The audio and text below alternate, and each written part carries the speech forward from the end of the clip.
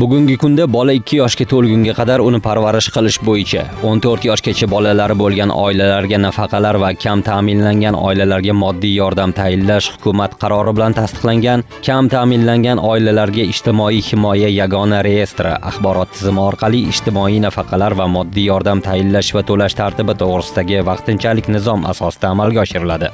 Vaqtinchalik nizomning 7-bandiga muvofiq yuqoridagi nafaqalar va moddiy yordam oilaning har bir a'zosiga mehnatga haq to'lash eng kam miqdorining o'rtacha oylik 0,527 baravari miqdorida, hozircha 358.007 so'mdan ortiq bo'lmagan miqdorda to'g'ri keladigan o'rtacha oylik jami daromadga ega bo'lgan oilalarga tayinlanadi.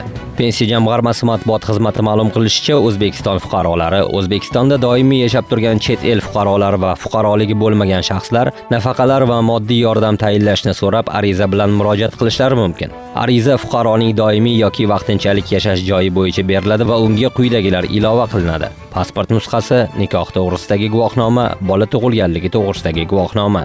Quyidagi hollarda tegishli ijtimoiy nafaqani yoki moddiy yordamni tayinlash rad etiladi. A. Ariza beruvchi oilasining har bir a'zosiga to'g'ri keladigan o'rtacha oylik daromadning vaqtinchalik nizom 7-bandida belgilangan mezonlardan ortiqligi. B. Ariza beruvchida yoki uning oila a'zolarida ko'chmas mulk mavjudligi. V.